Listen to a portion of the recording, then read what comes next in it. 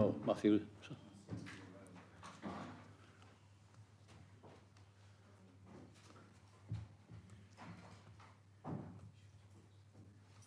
Can I welcome you all to the final meeting of the Overland and Scrutiny Committee for this municipal year, and welcome to the top table, directors, officers, cabinet members, for your contribution this evening. Have we? My name is Councillor John Walker.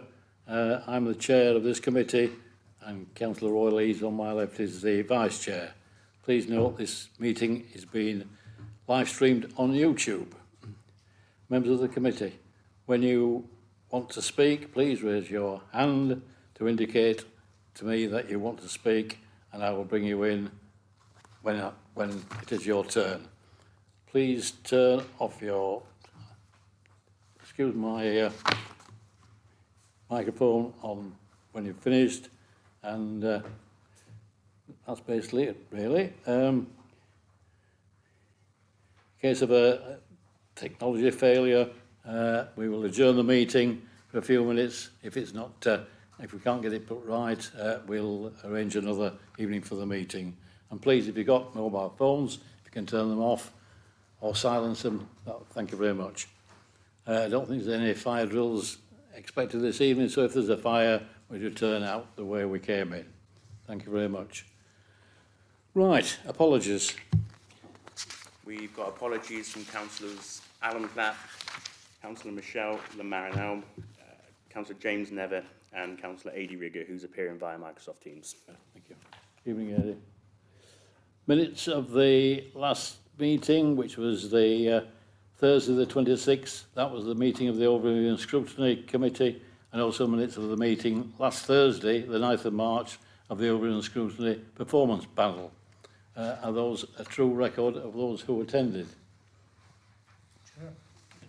I've just got one query under the item on page 8 regarding my query on the spending of the £189,000 from the Section 106 monies.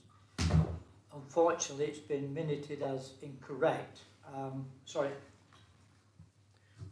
Minuted as incorrect because I was questioning the 106 monies for the sports provision of £189,000, and I asked for a breakdown of that money. It wasn't for a community centre extension. I know it was drained from the mini pitch, but I've just been down to the mini pitch today and it's waterlogged, so I can't see any drainage there. So I'd like a full details of what that money was spent on, or the £189,000 of the Section 106 monies for sports and recreation, please. Thank you. Can you deal with that, Matthew, and then adjust the minutes? Thank you. Right. So, besides the query from Councillor Lees, is it a true record of the last meeting? Anybody going to propose it? I'll move it, Chair. Right, thank you. A seconder? Yes. Thank you. And the performance panel, for those who were there last week, is that a true record? Yeah, that was. Yep, thank you. Seconder? Thank you. Right, we'll move on then. If there's no further queries, to item, well, I'll get back to my proper agenda here. Item 4, item 3, declaration of any interest. Members are reminded of their responsibility to declare any pecuniary interest in connection with the items on this agenda. No? Okay, we'll go to item 4, which is public questions. There are no public questions, Chair. Thank you. So we'll move on to item 5, executive cabinet minutes.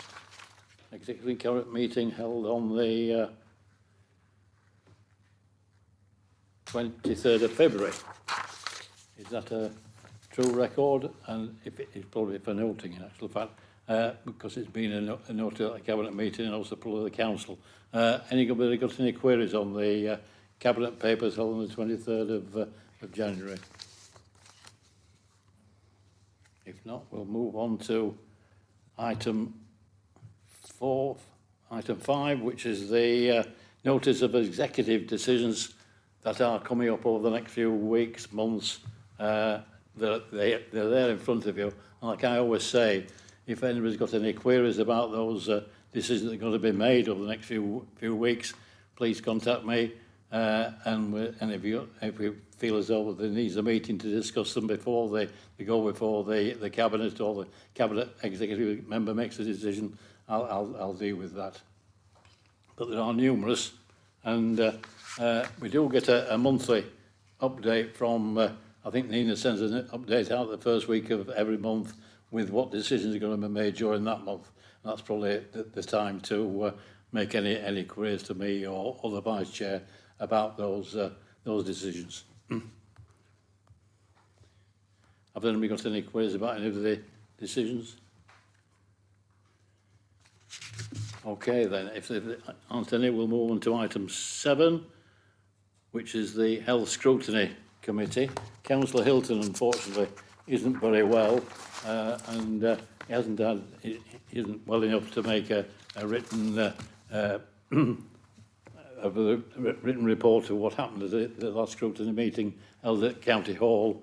But he does say he will send us a notice of what went on in the next few weeks when he's feeling a little better. And then if you've got any queries for Councillor Hilton on the report that comes through, please don't hesitate to contact him, or again contact me or Matthew, and we'll deal with those items.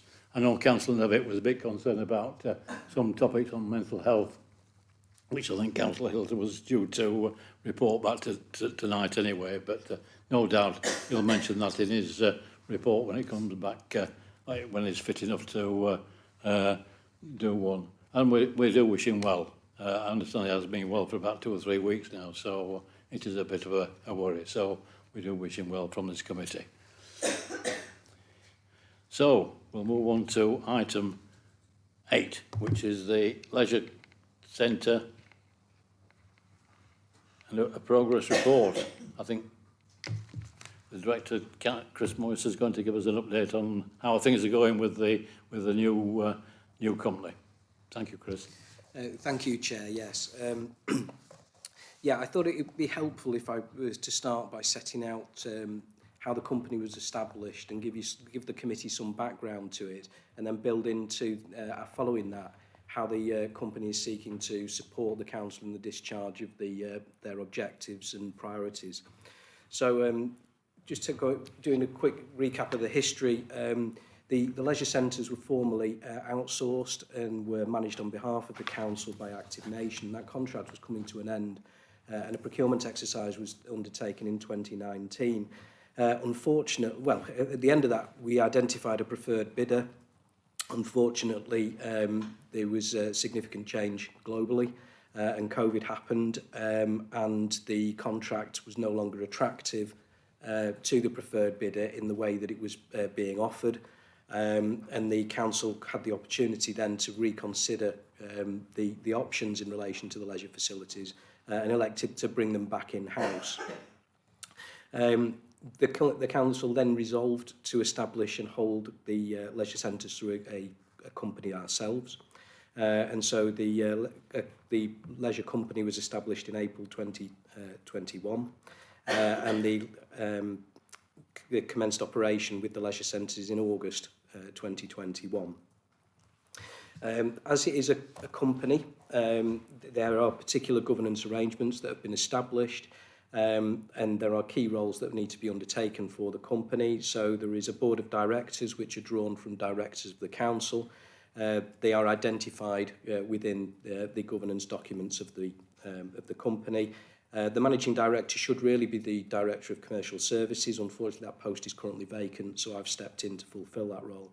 And the other 2 director roles are the director of finance and the director of governance, myself. There is a single shareholder to the company, and that is the council. And that role is fulfilled on behalf of the council by the executive cabinet. The company have a standing orders document, and what we tried to do to make it as simple to understand how the company operates as possible is to try and ensure that those standing orders mirror those that are recognisable by the council. So operationally, the board of directors would be fulfil a similar role as the executive cabinet, and the shareholders would be the council as a whole. There is also a client side representative, and that is the Director of Communities. Hi, Jennifer. And she fulfills the day-to-day operational contact matters with the company. But just to be clear, the company is a wholly separate legal entity to the council and has its own objectives. So the day-to-day management of the leisure service sits with the managing director, currently myself, and I have a number of delegated authorities within the council, within the company documents, to enable me to make decisions to enable the leisure company to continue to operate. And there are a number of delegations, and they're detailed in Appendix 2 to my report. The board have a number of delegated or responsibilities to make decisions as well, and then there are, and you will see within the standing orders what they are. But the key one for the accounts for the first trade, the reserved, the final approval of the accounts and the business plan are reserved to the shareholders meeting, and I'll come to that in a minute. There are regular client meetings which are organised by the Director of Communities. They take place monthly, and they're effectively a contract monitoring meeting where the company performance against council priorities are measured and reported. And in this way, the council can ensure that the company continue to deliver against council priorities. So what are the delivery of the council objectives? Based on annual instructions we receive from the council, we've adopted a single-year business plan that's currently in place, and that's at Appendix 4 to the report. And that was adopted last year, and that reflected the imminent priorities of the council for the company in the next 12 months. The focus of the business plan is set out, but effectively it was to grow the membership base, to increase user membership of the leisure centres, to establish some sort of identity for the company, to grow and focus on junior and 60-plus community programming to support the council's inclusivity approach.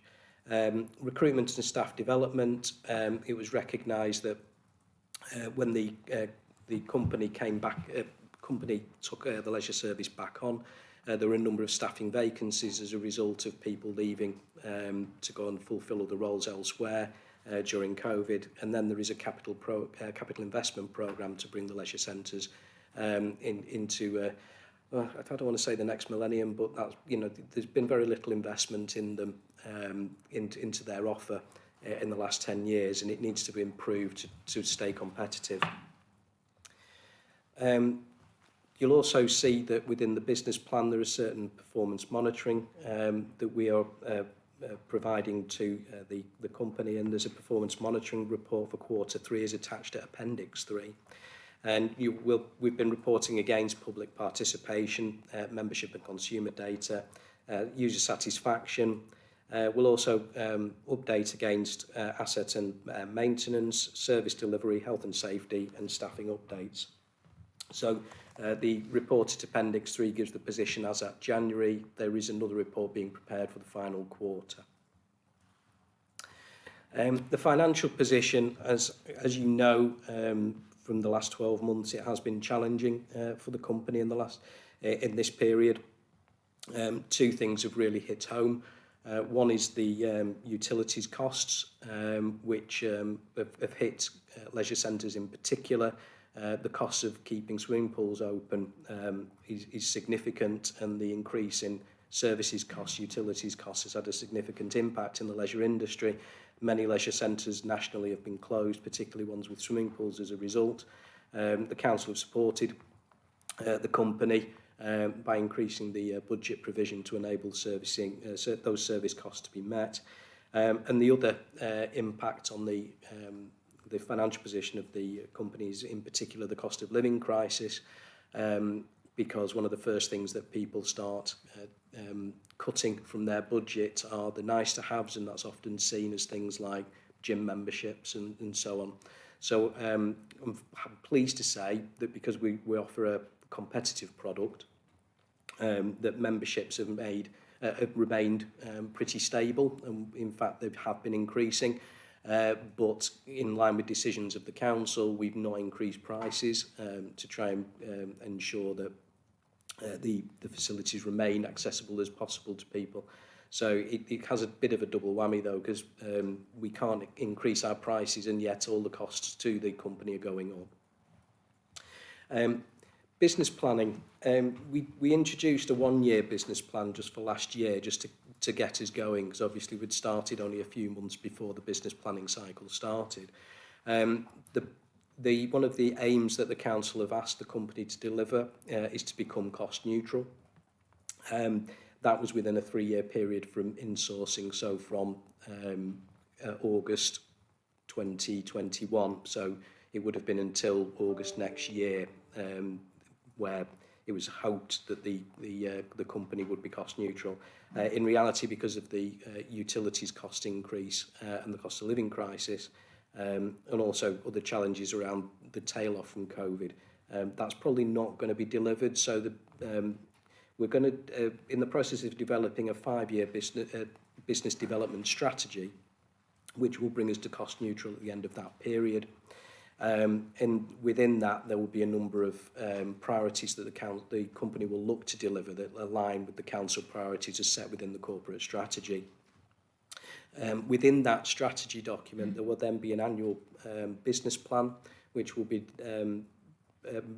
which will prioritise the strategic delivery in yearly chunks, so that we can start to give the council an idea as to how the company can start delivering against the priorities of the council on a more structured basis rather than just quick wins. So in other words, we'll be looking at how the investment in the centres themselves, you know, the capital investment can increase participation rates, can increase income as a result of a greater offer to residents. And that's where we are really, Chair. I don't know whether you want me to go through in any more detail in the performance monitoring report, but... No, I think we're okay at the moment. I think we'll open for questions, and then if we feel we've got to bring anything in, Chris, we can bring that in, really. So I don't know if anyone wants to ask any questions. Yes, Brian. Yeah, under item 10 of the appendix, acquiring shares of any other company, and it's down for executive cabinet decision. Would that involve monies coming from the council to buy these shares, or would that be self-funded by the wholly owned company? There are no proposals to invest in any other company.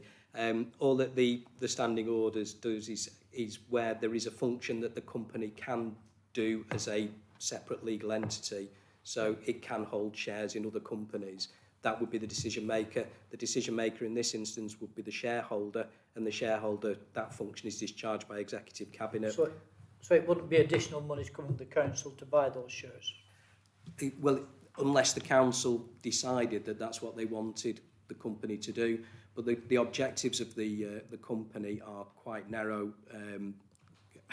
So I can't, unless we were looking to buy another local gym, for example, and bring it within the leisure company to deliver additional leisure facilities, I don't think that's something that would arise.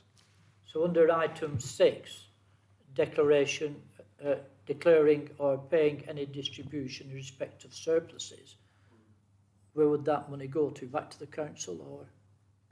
Well, we are established as a charitable company, so we shouldn't really be... The surpluses should really be ploughed back into the resources and the facilities. To be perfectly honest, there are not going to be any surpluses in the foreseeable future, because at the moment we're probably going to have to keep coming back to the council for support in the budget for the time being. Okay, thank you. Any other questions? Yes. Thank you, Chair. Hi, Chris. Just on the challenges, it looks like kind of the recruitment and retention has been a bit of an issue. And on page 13, just just to ask, is there any indication of what the kind of issue is there? Anything like exit interviews or anything that when people have left? I don't think it's any more of an issue than it is in any other part of this type of industry. Strangely enough, we had quite a static workforce for quite some time. It was static in that we retained staff quite well. But it is one where there's a high turnover usually, because a lot of the time the functions like the leisure assistants and lifeguards tend to be younger people who are still at college and they're doing it at weekends and so on and so on. So that's the kind of turnover we're getting. We've just gone through a recruitment exercise, and actually we're getting pretty much fully staffed now. There are opportunities to develop within the company and organisation, so it's a good mix, to be honest, of long-serving staff who've got lots of experience and understanding locally, and a lot of newer staff now who are coming into it and kind of want to develop and learn. Okay. Any further questions? Adi Rigger on Teams has his hand up. Pardon, Matthew? Right, okay. Adi. Thank you, Chair, and apologies for not being well enough to be there in person. I wanted to ask Chris a couple of questions about the structure of the company. I don't know whether he would agree with me, but this strikes me as rather unusual for a company to be set up by a council in this format. I think the normal recognised procedure is the board of directors would be a makeup of the councillors themselves, and the officers of the council would normally act in supporting roles to the company in the same way they do for the normal services the company would provide, i.e. company secretary, finance, etc., officer expertise. So I just wondered why the council went down this route of appointing officers to the board and the executive cabinet to be the shareholder. Well, I don't think there is a normal route to be taken. I think there's a number of different structures that have been put in place nationally. This is one that was reflected by,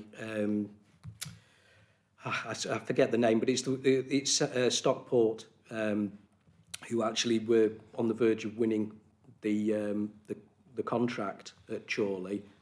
They'd established a company in this way that was run by the officers effectively. Our neighbours over the border have exactly the same structure. I know because I'm a director of that company as well. And that was actually peer reviewed as part of a governance review last year.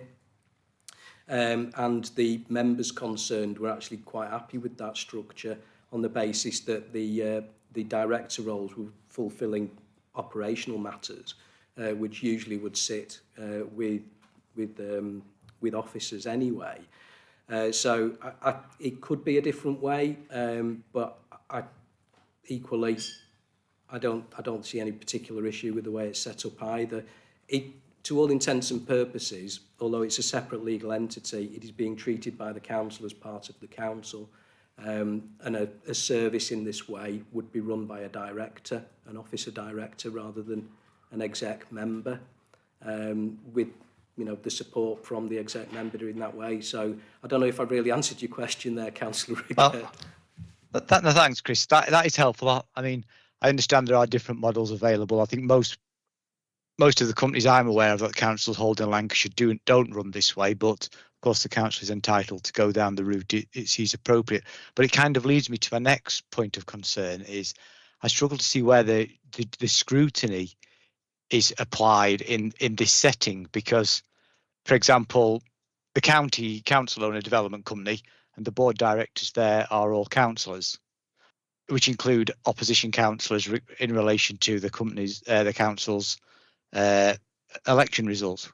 So while it operates as a company and with all those restrictions, there is scrutiny of decisions and visibility of that to councillors from all parties, which I think helps the delivery of that company. So I'm not sure here as a councillor how I would discharge my responsibilities of providing the appropriate scrutiny to this company the council own, because I don't believe anybody else other than the executive cabinet are allowed to attend the meetings. And when they're all made up from one political party, I don't think I would have scrutiny concerns as to what decisions and what visibility is made to councillors across the council. Well, I think there's 2 points there. One is that the scrutiny of the performance of the company, I suppose, would be what would be applied to the scrutiny of the executive member with responsibility for the functions that the company are discharging. So I've attended today as managing director of the company rather than as director of governance of the council. And I suppose I see I am being scrutinised tonight as a partner, a key partner to the council. But the scrutiny of our actual performance is really the scrutiny of the performance of the executive member who holds us to account, whose functions we are delivering on behalf of.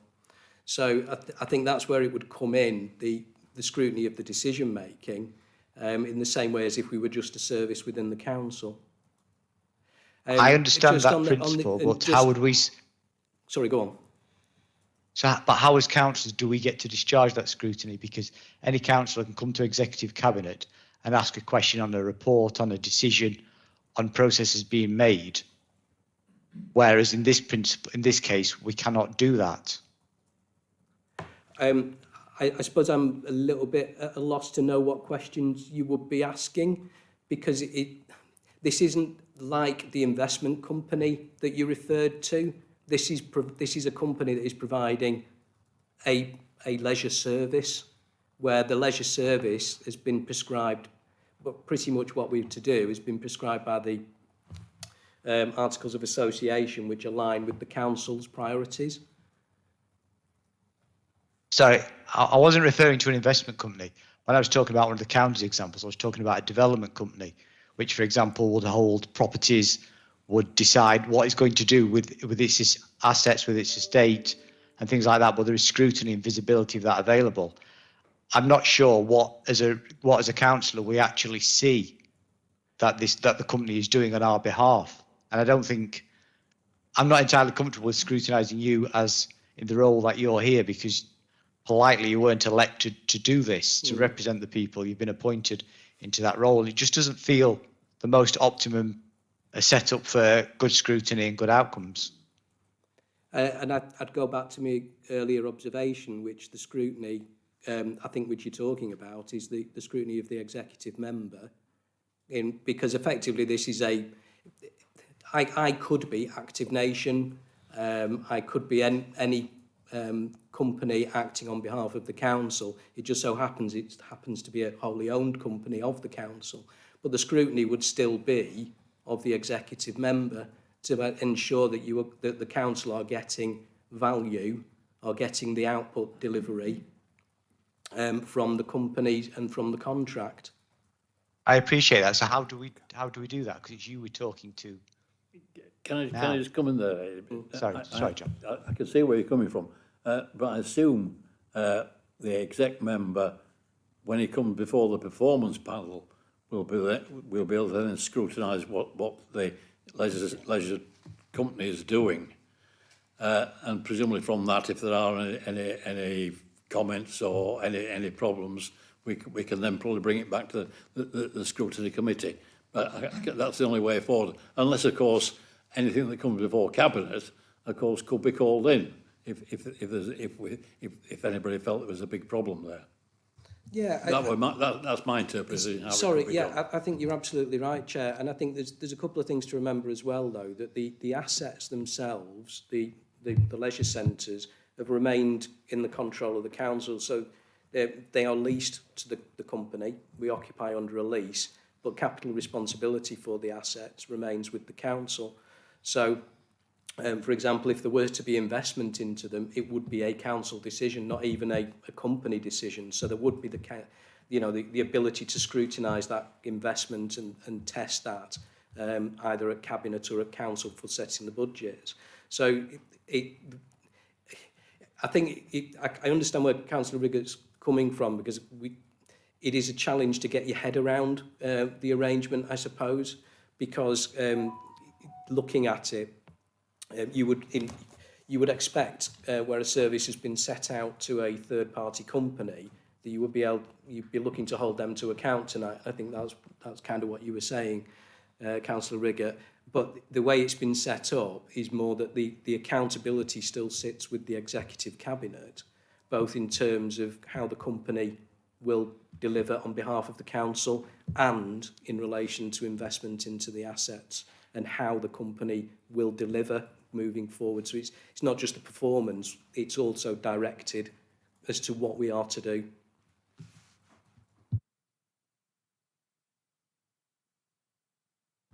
Councillor Riggett, any further comments? Right. Any further questions? I've just got one or two, just basic things really. Last year the cabinet allowed £600,000 for some renovations at Brinscall Baths, and the baths will be closed for a few months while the renovations took place. Has that happened? No, not as yet. The baths are open, but they are closed to lessons. Closed to public swim. We have had a further survey done, or the council have had a further survey done of Brinscall Baths to assess what the actual issues were. And it's come back, and the latest survey suggests that the issues aren't perhaps as fundamental as they appeared or had been previously reported. So I understand the council are getting a further quote or specification of works being prepared in order to come back to say this is what is actually needed to be done and this is the estimate for the time to do it. As the company, we're kind of keen on getting that information too, because we want to maximise the use of the assets, but they're currently held by the council, and we're kind of in your hands in that regard. Yeah, I mean, presumably, if you aren't allowing the public in and only allowing swimming lessons from schools and what have you, the revenue was down at Brinscall Baths, but you still got overheads keeping the bath, the temperature of the water, certain levels with heating and everything else, really. So the sooner you get this survey done, the better, really, isn't it? It is, yeah, absolutely. Right. What else have I got to say? Coming back to the future, we've got three. You've got Brinscall Baths, Clayton Green, and All Seasons. They've been there a number of years. I mean, Brinscall Baths been there more than a number of years. Presumably, the builders are getting old, machinery is getting old. Do you see that all three continuing over the next few years? Yes, probably not in the current format or with the current offer. And what we are looking to do in the 5-year plan is to bring forward proposals for the council to consider as to what adaptations or changes can be made to the facilities to make them more appealing and more usable to the public. There is a change in the leisure industry as well to move away from what you'd call a pure leisure centre with sports halls, gyms and swimming pools to more community-driven assets, more community hub kind of offers with mixed use to include health offers taking place within the centres as well, and community use is increasing rather than just being as a sports and activities location. So, but there does need to be some investment to bring them up to standard.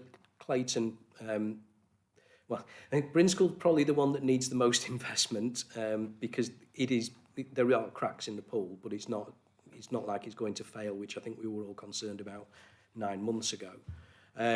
Clayton is is the next eldest, and it does need some investment, and also needs to have a bit of a think about what we can use Clayton for, based in that area. So it's got the potential to have a greater emphasis on community use in that location. All Seasons will be the main focus of the leisure activities. He's got a good sized pool, but it needs to be made more attractive as a user destination. So some of the things that perhaps were turned off or don't work anymore need to be brought back into use. There are opportunities around the change in what the offer is now in gyms and leisure activities. So things like climbing walls are becoming more seen at leisure centres as an option for people to use them. So these are the kind of things that we'll be bringing forward, but it will require investment on the part of the council to bring these opportunities forward. Thank you for that. Just one last question. Presumably membership is fairly steady. Do you go out to areas to, promote the leisure centre to try and get more people there? Yeah, I think the latest figures are, I think we're up about 8% year on year with memberships, but we're still not at pre-COVID levels yet. But yes, we do a lot of work, outreach work in communities and in schools, Runshaw College as well, where we try and develop the offer. In fact, some of the community use is actually increasing memberships as well. So Chorley Buddies, which was established during the lockdown period, in the last 6 months has just grown and continued to grow as people start to see the health activities that are offered, things like aqua aerobics, as a social event, not just a healthy living event. So it's building into the active body, active mind combination as well, so we can deal with other issues like social isolation and things like that. So yes, they're working quite a lot with schools and other community groups to try and build up that membership. Thank you for that. Just one last thing now. I mean, you did mention when you were talking about the company that other councils are having problems keeping their swimming pools open because of costs and everything else, really. What's the situation? I think in the budget yesterday, there was some money given out by the government for leisure centres and whatever. Have you heard what amount it might be for individual councils? I don't have that figure just to hand. I can certainly ask my fellow director, Louise Mattinson, who's also the Director of Finance at Chorley and South Ribble. No doubt she will be able to share that with members of the committee as soon as we have it. But yeah, I mean, the government have offered to continue some levels of funding. What that actually means in real terms is difficult to say, but I think members have indicated in the last 12 months that they're very committed to keeping the leisure centres open anyway, whether that support's forthcoming or not. Any further questions from anybody? Well, thank you, Chris, for that. I mean, basically, when you took over the running, or the council took over the running from Active Nation, it was quite an upheaval, really. And I think, reading the report here, things seem to have settled down and we're working very well at the moment. So all thing I can say is thank you very much for all the work you've done, and all to your staff, because it was at a peculiar time, especially with COVID about as well. So well done for that, and let's hope it keeps going well for the future for the for the residents of Chorley, really. I would hate to think it was you hadn't the money to keep it running, and I'm delighted that the council is keeping things going over the next few years. So thank you for that. Thank you, Chair. Chris, thank you. I know you're not feeling so good, so if you want to leave, you can do, and get well soon.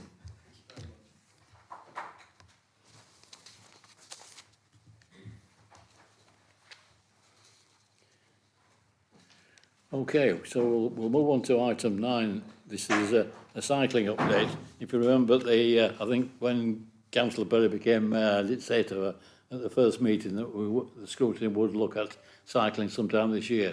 Well, I managed to get it on the agenda today for an update of what is happening in Chorley with cycling, especially for the future, really. So it's Mr. Evans, is it? Thank you. If you'd like to give an update of what is happening.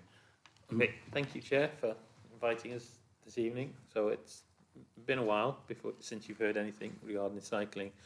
So we wanted to get a better understanding of cycling use in the borough and how to encourage more cycling, basically. So we have come up with some objectives which we are working towards, which are enabling engaging with communities to develop a wider understanding of cycling needs across Chorley, using our social media to promote and raise awareness about cycling and associated resources, excuse me, engaging with county to understand their plans for future provision of cycling related infrastructure and highways improvements, exploring provision for cycle parking and storage across Chorley, and our resident consultation to get resident opinion about our plans. So the full details of this project will be coming in a report in July, I believe, but here we'll just go through a few of the key deliverables and a brief overview of each, starting with the public consultation. So we ran that between October and November last year. We framed the consultation to try and manage resident expectations about what we as Chorley can do with appropriate signposting to LCC as the Highways Authority where that was deemed necessary. We received about 180 responses, 2 of which from local cycling groups, which we were particularly interested to hear from. No written responses, but we did collate comments that were made on Facebook and Twitter posts, so we have a record of that data as well. The majority of respondents were constructive in their comments across all channels, with about 2/3 of people reporting that they would visit Chorley's towns and villages more often and spend more time and money if there were improved cycling facilities. The most popular infrastructure improvements that came out of the survey were new segregated cycleways, pedestrianised areas, secure and safe dry cycle parking and storage, and potential incentives for residents and visitors to visit Chorley and walk or cycle. There was also some interest shown in bike maintenance provision, so that's repair days or basic skills training offered to residents, cycling training for both children and adults, group leisure activities, which is more of a confidence building activity than a sports club, better connections with public transport, actions on road safety. So we took all these together, and these actions that we had from the consultation we've incorporated into the objectives mentioned previously, which I'll just go through now. So we've identified existing partners providing some of these resources, so training, workshops, maintenance equipment, etc., some of which Chorley has worked with before in the past on other projects. Now we're exploring how we can restart these activities and promote them by increasing visibility to residents and engagement through our social media channels. And as part of our refresh of the climate change section of the website, looking at having a dedicated active travel part with links and resources specifically for cycling. Regarding infrastructure, we've looked at provision for cycle parking and storage, focusing initially on the town centre, but then branching out into other service centres across the borough. We are looking at bike storage pods for Chorley, with a forthcoming trial on Portland Street car park. We're putting some pods in there to assess public appetite. This location was chosen as it's fairly central, near to the shop and leisure facilities in the town, and also could attract railway commuting audiences. Be monitored by our town centre ambassadors, who will then report back to the spatial planning team, so we can come up with an action plan on what to do next, which will likely be later on in spring when the weather gets a bit better. We've also looked at cycling habits of council staff. We recognise that the usage of the cycle pods at Bengal Street weren't being used as much as was hoped, so we're trying to find out from staff why that might be the case. Preliminary findings from that suggests that commuting distance and childcare is a factor why staff don't cycle more, as well as concerns about the new IT kit and liability for damage in case of accidents or due to weather. So we need to look at that. But there were some positive suggestions that we can look at. So access to dry and secure cycle storage, and improve changing facilities closer to where staff actually work. So, for example, here in the town hall, it's a bit of a trek to Bengal Street, but we can factor that into the accommodation project plans if that's something that is decided to be progressed. Going on to the LCC, we work with counties through the Lancashire Cycling and Walking Infrastructure Partnership, so the LSWIP, where we make sure that Chorley is well represented, and plans include new and improved provision across the borough, not just for the town centre. We've attended a number of sessions with LCC and their consultants for this project. In those sessions, they've presented preliminary routes based on their own work, so where they predict usage is likely to be high. So myself and other officers have fed back with comments from our residents from the consultation, where our residents would like to see better infrastructure. And we've also sent them a copy of the Chorley Transport Strategy for their information and consideration. The next steps from there is the consultants have gone away. They're going to rejig their plans, go back to county around May. But if we do get a further draft, we can share that with members and push for more Chorley representation through that. From members' previous questions who've asked about the Active Travel Fund, for example, which LCC obtained, we've looked into that. LCC have confirmed that district councils aren't eligible for that funding themselves. It's only for the Highway Authority, which is county. But they have told us, as part of that work, they have some planned routes that were disrupted due to COVID, which they are still interested in progressing. I'm not sure the timescales for that. And also their new LSWIP planning, network planning work is ongoing.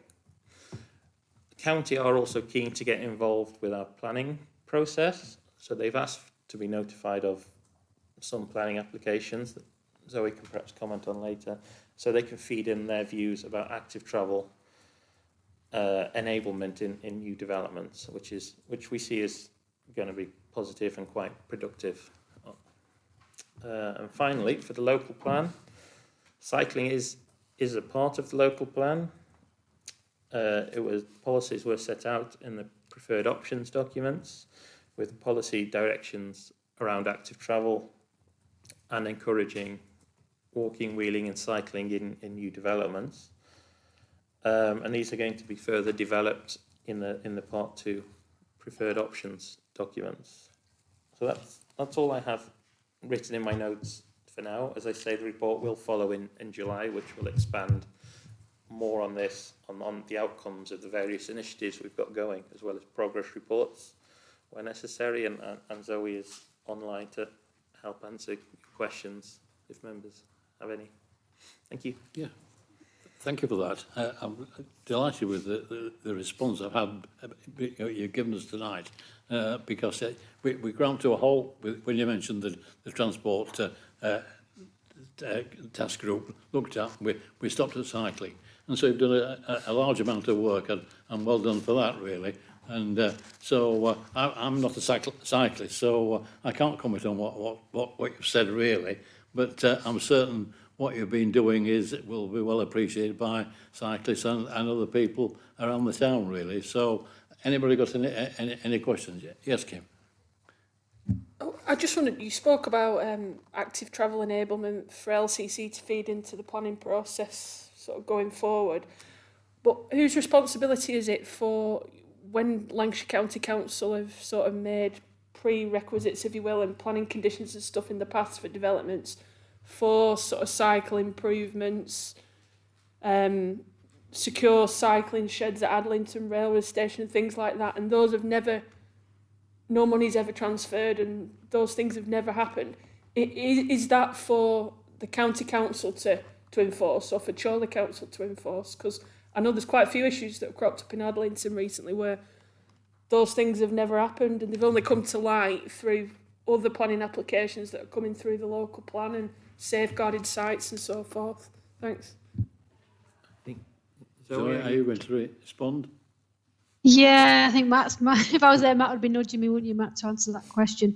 I'm not entirely sure of the answer, though, Kim, and I would like to get some legal advice. I would imagine that would be our responsibility to monitor and enforce, but in liaison with the county council. So depending on what the specific infrastructure is, and if you've got examples, if you can email them to me, that will make it easier for me to kind of get that advice. But I would imagine in terms of drawing down monies, I would have thought that would be our responsibility to collect that from the developer. But I would imagine that the 106 would specify the actual mechanism for either delivery or for obtaining that cash payment. But I will seek some legal advice tomorrow, and I will. I'm happy to circulate that to the members on this group just to clarify that point, so that the advice I've given you is correct. And if you've got any real examples or issues where infrastructure was set out in the 106 and hasn't been delivered, then I can sort of forward that on to the relevant teams to look into and see what we can do to bring that forward. Brilliant, that's great, thank you, because otherwise there's no point in, like making these demands and then them never happening, and if developers can squirm out of something, then they will, won't they? Well, that's absolutely right, yeah, because I think the reason why active travel, and I don't think that we would be looking, I mean, this is one would be one for Adele and the chair of planning and that exec member to decide. I don't think they're looking to be a statutory consultee on planning applications per se, but what they want to be able to do is to see what's coming through the weekly planning list, and if there's opportunities where they can link in with cycle infrastructure, cycle schemes, real sort of bring forward opportunities. And I think what they would like to do is engage with the case officer. So it's really positive that they've come to us asking us this question. So certainly an opportunity going forward to maximise opportunities on new developments.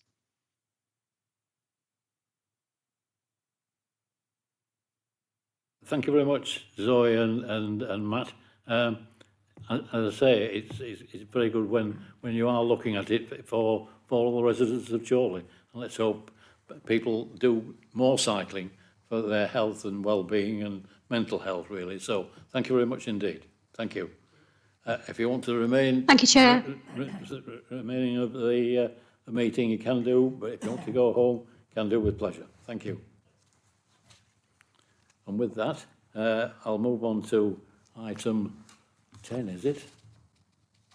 Item 10, yes. Quality of housing report back on the update on the Overview and Scrutiny task group that was held a couple of years ago. I think that's Jennifer. Right, thank you very much for inviting me to present this paper. I won't read through it, I'll just go through some of the salient points. As you can see, we've just highlighted and updated some of the recommendations. So I'll just highlight some of the best practice that we've been involved in. Obviously, hopefully quite a number of you have been involved in the learning sessions that were provided by Lisa to talk about Select Move and the Select Move policy review. We've also been working with our partners to look at disabled facilities grants. So we've been working with the housing associations to quicken that process up for their tenants. So we've had a partnership with Places for People. It tended to be quite a long-winded process that we had with Places for People. And we've met with their director and we've met with their team to look at streamlining the process and speeding that up by using their contractors that they use for their repairs to install the disabled facilities grant work. It's working very well. We've got quite a move now and movement through on our disabled facilities grant for social housing tenants. And we've got contributions from Jigsaw to be able to install those as well, so which is great. We are still waiting for the enactment of the white paper, on quality of housing. As you can see, we've attached the very long-winded way of the regulations coming through. So it looks like the final regulations will come through in 2024. So that is a long time to wait, and some of the items will be enacted between then this time and then. So we have had some enactments of it to look at implementation of customer satisfaction and quarterly performance, which the housing associations will be regulated to provide from this month. So we do have regular meetings with both Places for People and with Jigsaw Housing. So we'll be expecting those results because obviously they're statutory results now. So we'll be expecting those statutory results. Even though we still don't have the enactment of the regulations, we have decided to work with the housing associations to work through in the Select Move partnership to make sure that the recommendations of the Scrutiny Committee and the white paper are taken through in advance. We did have discussions with Jigsaw and Places for People who did want to wait until the legislations are coming out, but I think it's too long now. Now we've got, it's probably going to be 2024. We are going to work via the Select Move partnership to make sure the recommendations of this group are implemented. Jigsaw have provided us with an update on what they've been doing in light of the paper, so you can see that. One of the things that we've been quite heavily concentrating on at the moment is damp and mould. Obviously, everybody's read about the case that went to the coroner's court not so long ago. So we've had quite an influx of concerns from residents, both in private rented sector and in housing associations, about damp and mould. In the council, we have just appointed a specialist housing officer to inspect property, to look at quality. So that post has just been appointed, so hopefully she'll be with us in a few months. And that post will not just be looking at private rented, it will also be looking at housing associations. So we do have a team at the moment who, in our public protection team, who look at quality of housing and investigate reports of damp and mould and other quality issues. But we do want to be more proactive, and that's why we've decided to go for an additional role in the team to be able to be more proactive in that area. I think that is it. So we're working with the Select Move partnership, and hopefully we have all the buy-in from the housing associations on that partnership, which include the large ones, Jigsaw Places for People, but also the smaller ones that we've got to work through and make sure that the recommendations of the charter are taken forward. Thank you for that, Jennifer. Any questions? Just on the question of houses and flats, how did you find that when you said residents were ringing in about their houses having damp or mould in them? What was it a great number in Chorley, or were people panicking a bit about it? I think it's a bit of both, really. I think people have lived with damp and mould for a long time, and I think the case had really brought it to the attention that it actually might be affecting the health, and I don't think a lot of people realised it, that it does have detrimental effects, and I think they just thought, oh, I'll live with it, it's always been there, it's not bothering me. And then they decide, well, actually, it might not be bothering me, it's just unsightly, but actually it could be bothering my health, especially for my children. So I think a lot of people have decided we do need to contact either the housing association or ourselves to take enforcement action. And we have been working, both housing associations that we have meetings with have been taking that matter quite seriously, and they've come up with new processes to deal with it, which include independent reports from damp specialists as well as their officers. And they've also added damp inspections into their annual inspections as well, to make sure that their officers are looking for damp when they do the house inspection, their annual one. Okay, thank you for that. Any questions? Yeah, John. Yes. Thanks, Chair. Yeah, just a comment. It's welcome that we're bringing extra bodies with regards to the council, because I've got to say, with regards to Jigsaw Homes, in Coppell in particular, a number of residents have raised issues, and it's not just since the kind of Rochdale incident. It's going back, and to be blunt, Jigsaw Homes didn't respond in a satisfactory manner to residents. Obvious pictures of serious cases of damp, and a few of the kind of recommendations about, you know, for instance, answering the phone within 20 seconds, getting a reasonable response. I've had residents on the phone for an hour with responses in the middle of winter to be told to open your window. Serious failings there for residents, so it's welcome news that we've got people coming in, and that it looks like it's being taken seriously now. Sadly, it wasn't taken, for the residents that I've talked to, it wasn't taken seriously, and it's only, looking at it, it looks like it's only been taken seriously now because of the awful incidents in Rochdale. So hopefully we're going to, you know, move in the right direction. Okay. Councillor Howarth, have you any comments to make about the report?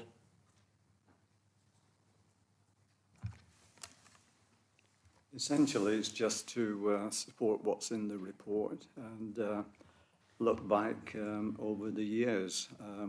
I actually dug out, not too recently, but Chorley Housing Strategy, written in 2019 to 14.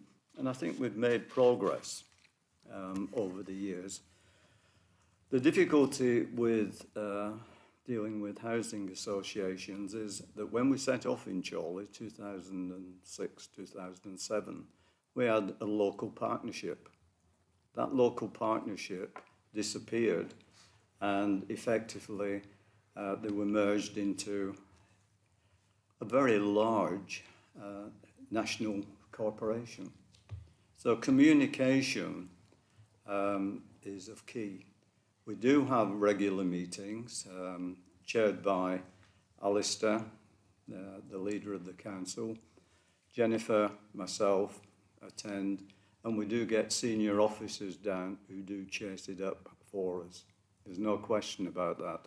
If we bring something up, we're getting emails back within days on the issues, and something is being done. So overall, nothing's perfect. Communication is still an issue, as Ryan has said.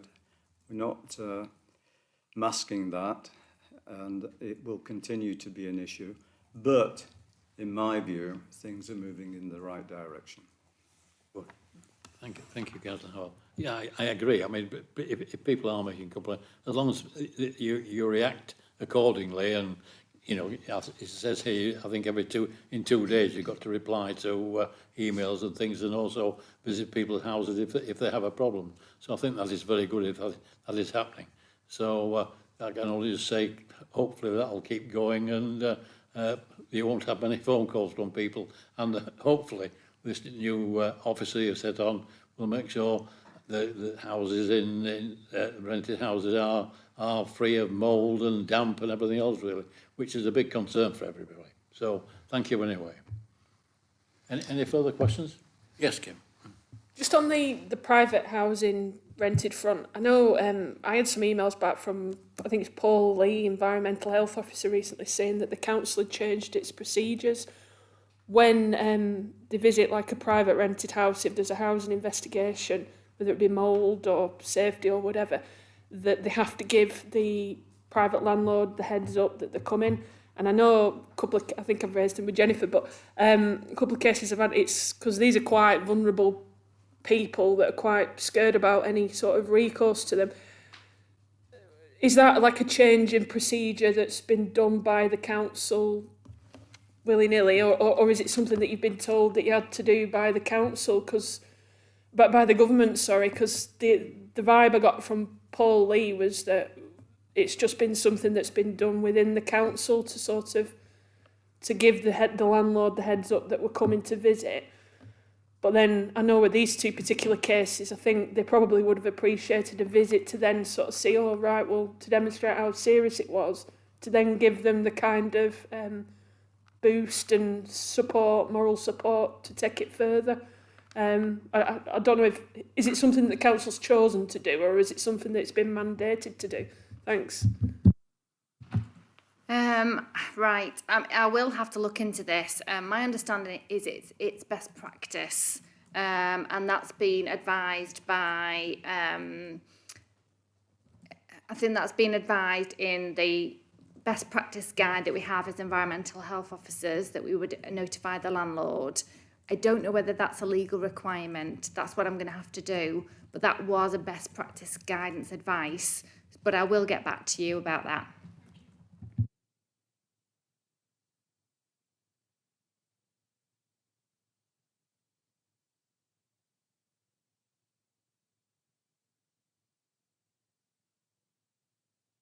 Top of things, really. Thank you very much. So we'll move on to item 11 again. I think, Jennifer, you're presenting this report. It's on period poverty update. Hello, hi. So this is a paper to consider period poverty. So we were asked to have a look at what the services were available within Chorley to see if there was any gaps in provision, any further support that we need to make in this particular area. And as you can see, we've done that. We've contacted a lot of community organisations, as you can see in the list. There is quite a very good provision of products around the district. So from Living Waters to Chorley Together to Morrison's, Emerging Futures. So there is quite a lot of provision, and the uptake is very good, and there's enough supply of that. So that is really good. And again, we've spoken to schools. Again, there's a really good supply in schools. I think there is some further opportunities that we do need to look at. Period poverty doesn't just involve the products. I think what we also need to look at is a bit of education on menstruation. Is there anything out there that educates young women on menstruation, and products available, and where they can get the products? So I think we do need to do some extra work on that, and look into that. There was also some gaps with other hygiene products that weren't available, and we need to look, so such as shampoos, body wash and deodorant. So that is a gap that we need to look at. We do provide some support in the form of grants to these groups. So we need to look at, is the grants being used in the correct manner, or is there any other available grants that we can provide to the organisations to provide hygiene products. There is also a gap within our own services, so within our own buildings, what do we provide for staff in our offices, sanitary products, and what do we apply for our visitors? So that needs to be looked at. So there's quite a number of areas that we need to look at, even though the provision of the actual products is very good in Chorley. That's it really. Any questions? Yes. Thank you for that. My question is around the global communities, the new word for BAME communities. So anyway, however, I work with a lot of diverse communities, and they come from countries where they do not use sanitary products, and they still use towels where they wash, yeah? They still tend to do that over here. A, because they don't know about it. B, they're not used, that's the way they're used to it, they're not used to asking for help. Secondly, they don't talk about these issues where men around, even in their own households, with brothers, you know, even husbands and sons. So we've got a lot of work to do around with them families and these communities. There's a lot of cultural issues that we need to bring out. You know, I was going to actually bring this up on our equalities panel, because the more and more communities we are getting wider issues as well that which we need to tackle, because these communities are, you know, they're growing communities, and we're getting from all over the world now. But I do find that there's a trend when it comes to, in particular, the Muslim families, because where all the shame and the honour comes in about talking about, you know, your breasts or your periods or having babies. A lot of them don't even know how to say they're pregnant until they actually start showing, so they don't get the right care. There's a lot of inequalities there that we need to maybe look at outside the meeting, okay? Thank you. Thank you, Sina, for that. Any further comments? Yes, Sarah. Thank you, Chair. I'm a bit surprised. I would have thought there would have been, I'm just looking at here, Morrison's are the only supermarket that offer free products out at checkout. I would have thought that you would have more supermarkets rolling that out across the country, really. The second thing is, I've noticed a lot of these groups, they're based within the town centre. Do these groups offer provision to outside areas, in particular the villages around Chorley? There is provision outside of the town centre. There is the Choice Together, the food group. So there is a lot of sharing between the groups, which includes sanitary products. So there is quite a lot of sharing. So hopefully there is provision outside of the town centre with all the other food banks in the areas. But we do need to make sure that they've got enough products and that we can provide other products other than, you know, the sanitary ware.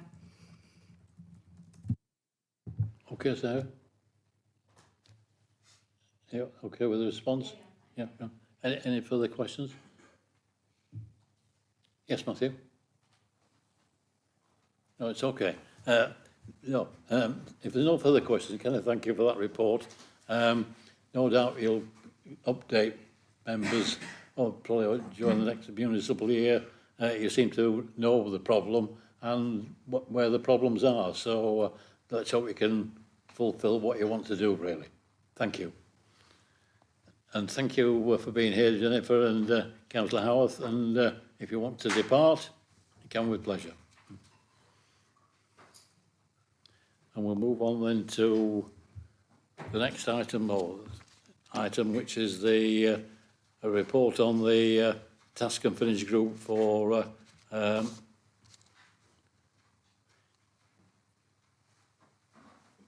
empty properties. So this is Sarah.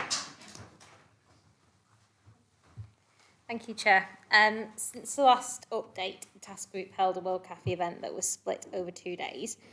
We heard from officers within enforcement, housing, legal, revenue and customer services and public protection about how they interact with empty properties, and were able to answer our questions and our queries.